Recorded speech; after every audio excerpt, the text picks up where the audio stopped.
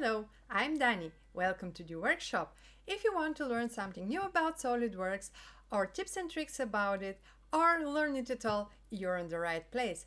Let's see what I have prepared for you today.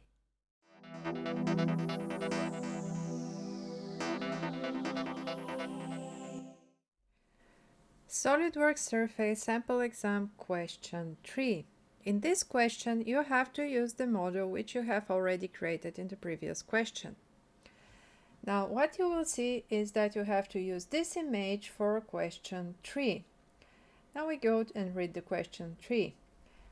You have to trim the surfaces at the end of the mouse at angle of 5 degrees while keeping the length of the mouse as shown in the image.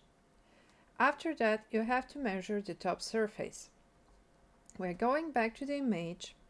Then we go to the front plane, add a sketch.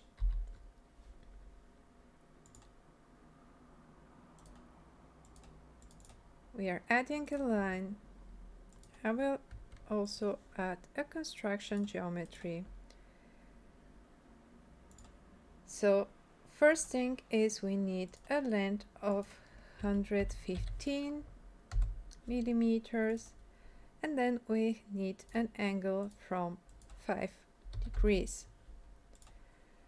We exit the sketch, go to surface, use trim surface, keep selection and choose the area that you want to keep.